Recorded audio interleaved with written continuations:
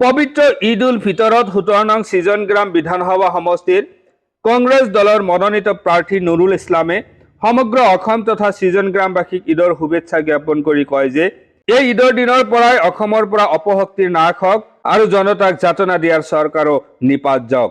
AIUDFৰ মনোনীত প্ৰাৰ্থী ৰেজাউল কৰিম চৰকাৰে নিৰ্বাচনী সভাত কান্দি কান্দি ভোটাৰক আৱেগিক কৰি ভোট লোৱাৰ অভিসন্ধি কৰাৰ অভিযোগ উত্থাপন কৰি কয় যে কান্দিলে ভোট পোৱা নাযায়, ৰাইজৰ বিশ্বাস লাগিব।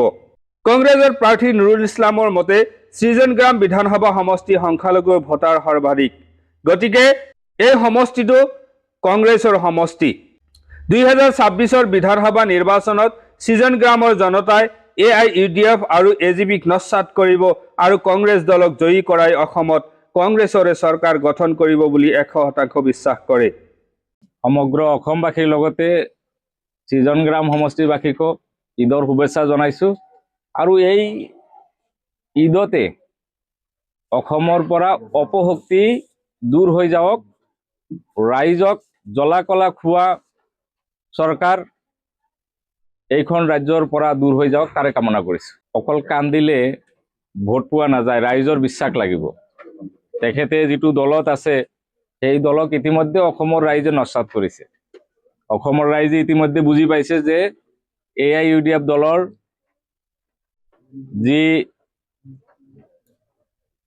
ইচ্ছা, AIUDF দলৰ যি ধৰণৰ কাম কৰাৰ ধৰণ, যি ৰাজনীতি, সেই ৰাজনীতি ইতিমধ্যে অসমৰ ৰাইজে বুজি পাইছে আৰু অসমৰ ৰাইজে ইতিমধ্যে AIUDF দলক সম্পূৰ্ণৰূপে বিদায় দিছে আৰু এইবাৰ নিৰ্বাচনত চাব AIUDF দল 0 হৈ যাব। গতিকে এইখন দলত তেখেতে জয়েন কৰি পেলাই ইলেকশ্যন খেলি আছে আৰু ৰাইজৰ সঁহাৰি নাই, যাৰ কাৰণে তেখেতে কান্দি কান্দি ভোট বিচাৰিব লগা হৈছে। সৃজনগ্ৰাম সমষ্টিৰ ৰাইজক এটাই আহ্বান জনাম যে আপোনালোকে এইবাৰ ভোট দিওঁতে অপশক্তিক বিদায় দিব লাগিব, বিজেপিক বিদায় দিব লাগিব, বিজেপিৰ মিত্ৰ দল AIUDFক বিদায় দিব লাগিব।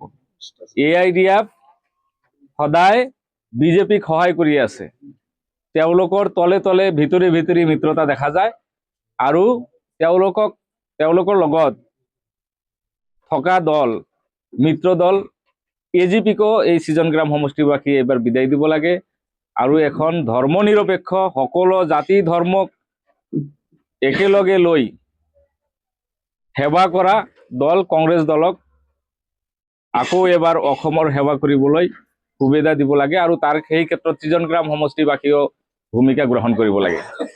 পবিত্ৰ ঈদৰ দিনাখন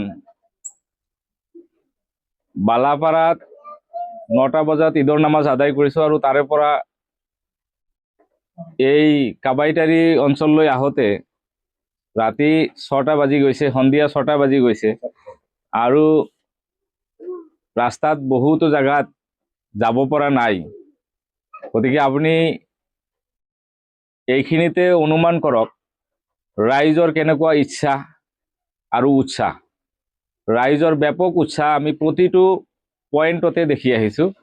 যি ধৰণে সৃজনগ্ৰাম সমষ্টিৰ ৰাইজে উৎসাহ দেখুৱাইছে, ইয়াতকৈ আৰু ডাঙৰ কিবা আদৰণি হ'ব পাৰে বুলি মই নাভাবোঁ। এইটো কংগ্ৰেছৰ সমষ্টি। সৃজনগ্ৰাম সমষ্টিটো অভয়াপুৰী উত্তৰ আৰু দক্ষিণ মিলি ডিলিমিটেশ্যন হৈ পেলাই হৈছে আৰু ডেমোগ্ৰাফি এনেদৰে হৈছে যে এইখন সমষ্টিৰ ভোটাৰবিলাক কংগ্ৰেছৰে ভোটাৰ। গতিকে জয় 100% নিশ্চিত। AGP আৰু AIUDF দলক সৃজনগ্ৰাম সমষ্টিবাসীয়ে আদৰি নলয়। সৃজনগ্ৰাম সমষ্টিবাসীয়ে বিচাৰি আছে কংগ্ৰেছৰ চৰকাৰ হওক। সেই ক্ষেত্ৰত সৃজনগ্ৰাম সমষ্টিবাসীয়ে AIUDF নাইবা AGPক ভোট দি পেলাই ভুল নকৰে। নুৰুল ইসলাম জিন্দাবাদ, নুৰুল ইসলাম জিন্দাবাদ, অৰুণ গগৈ জিন্দাবাদ, ৰাহুল গান্ধী জিন্দাবাদ, প্ৰিয়ঙ্কা গান্ধী জিন্দাবাদ, কংগ্ৰেস জিন্দাবাদ।